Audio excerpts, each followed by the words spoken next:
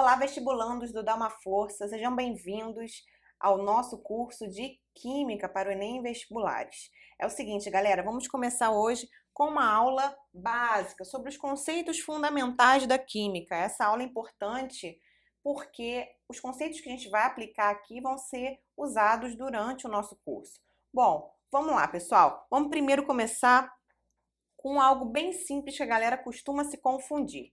É o seguinte, pessoal. Se eu coloco para vocês isso aqui, o que vocês falariam para mim? Vocês iam falar, ah, beleza, isso aí é Na, Na é o sódio. Tá, e aí? E aí que Na é um símbolo apenas. É um símbolo do elemento. Elemento sódio. E o que isso significa? Significa que esse elemento é formado por átomos de sódio. Então, nós temos que elemento é diferente de átomos, galera. Agora, se eu falo para vocês, e aí? O que é isso aqui, galera? Vocês vão falar, ah, isso aí é o H2SO4, é o ácido sulfúrico. Beleza, isso aí. Só que isso aqui é a fórmula molecular da substância ácido sulfúrico. E essa substância vai ser formada por moléculas. Portanto, substância é diferente de moléculas. E aí eu posso dizer que essa fórmula molecular da substância ácido sulfúrico é formada por 2 átomos do elemento hidrogênio, 1 átomo do elemento enxofre e 4 átomos do elemento oxigênio, pessoal. Então, para vocês verem que tem diferença entre elementos, átomos, substâncias e moléculas, beleza? Bom, vamos para a próxima. Vamos começar a conceituar um pouquinho as substâncias. O que seriam então as substâncias simples? Substâncias simples são aquelas constituídas de um só elemento. Por exemplo, nós temos o gás, o oxigênio, o gás nitrogênio. Essas então são chamadas substâncias simples pelo fato deles só conterem um elemento, beleza? E o que seriam as substâncias compostas? Substâncias compostas são aquelas constituídas por mais de um elemento. Por exemplo, nós temos a água. Nós temos aqui o elemento hidrogênio e o elemento oxigênio. Então, mais de um elemento significa, então, que essa substância é composta. Beleza, galera? Bom, vamos lá para a próxima. O que significa, galera, um conceito que provavelmente vocês já encontraram aí em questões de vestibular? O conceito de alotropia. Alotropia é um fenômeno pelo qual um mesmo elemento forma 2 ou mais substâncias simples. Como assim, galera? Aqui nós temos como exemplo o caso do oxigênio. Nós temos aqui que o elemento oxigênio ele pode formar o gás oxigênio, que é o O2, e o gás ozônio, que é o O3. Eles então são chamados de alótropos do oxigênio. Temos um outro exemplo bem comum que é o caso do carbono. O carbono ele pode formar tanto a molécula do grafite como o do diamante. O que vai diferir aqui é o CN, porque são bilhões e milhões de moléculas, de átomos. O que vai acontecer? Eles se diferem pela estrutura cristalina, então são chamados alótropos do carbono, o grafite e o diamante, por exemplo. Tá bom, pessoal? Bom, definido o que é alotropia, vamos começar então agora a diferenciar o que seria substância pura e mistura, pessoal. O que seria uma substância pura?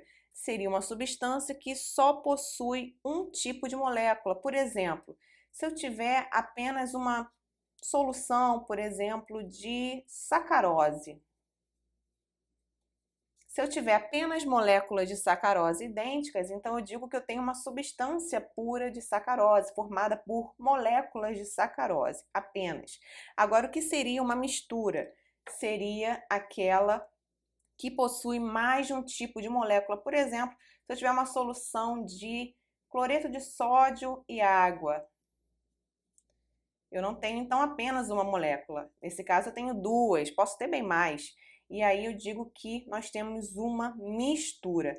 Pessoal, é o seguinte, não faça uma confusão que é bem comum, de confundir substância pura com substância simples. Não, galera, são diferentes. O que é substância pura? Acabei de falar que é aquela que só possui um tipo de molécula. Agora, a substância simples não tem nada a ver com isso. Substância simples é aquela que é formada por apenas um elemento, que é o caso, por exemplo, do oxigênio. Eu tenho, por exemplo, só para a gente ver que é diferente, a água, por exemplo. Se eu tiver apenas água no recipiente, eu digo que eu tenho água pura, uma substância pura, mas ela não é uma substância simples pelo fato dela ser formada por mais de um elemento. Beleza, galera? Então, não se confunda com relação a isso. Vamos ver, então, como que a gente pode diferenciar as misturas das substâncias puras através da mudança de estado, pessoal. A mudança de estado de uma substância simples, ela é bem assim, conforme vai mudando o estado, a temperatura ainda se mantém constante. Então, essa é uma grande diferença. Isso aí já foi questão de vestibular também. Na mudança de estado de uma substância pura, a temperatura permanece constante. Agora, quando eu tenho uma mistura, é diferente. A mudança de estado de uma mistura, galera, ela não tem uma temperatura constante. Pelo contrário, ela varia a sua temperatura conforme a mudança de estado. Por exemplo, aqui nós temos o caso da solidificação da água salgada, ou seja, uma mistura, e a ebulição da água salgada. Aqui, no momento da solidificação, da mudança de estado, eu não tenho a temperatura constante, nesse caso está decrescendo.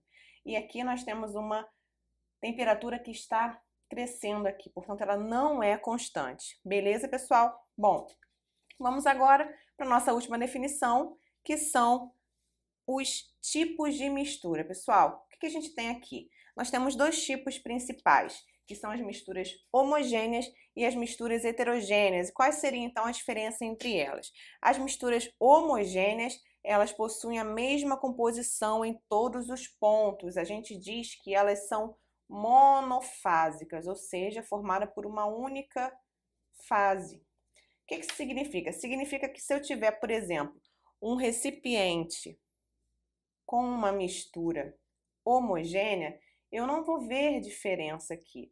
Aqui vou ter minha solução e não vai ter nenhuma diferença. Eu não vou conseguir identificar quais são as substâncias que vão formar aquela mistura. Agora, se eu tenho uma mistura heterogênea diferente, elas possuem composições diferentes em seus pontos, então elas são polifásicas, que nós chamamos. Ou seja, eu consigo distinguir ali as fases diferentes quando eu tenho, por exemplo, um recipiente com aquela misturinha básica de água e óleo, por exemplo. Nós vamos ver aqui a água e acima dela nós vamos ver aqui o óleo. Então, nós vamos conseguir ver essa diferença, tá bom, galera? Bom, isso é importante porque na próxima aula nós vamos tratar sobre separação de misturas. Isso aí tem sido bastante cobrado no Enem. Então, fiquem com esses conceitos e nos vemos na próxima aula. Até lá!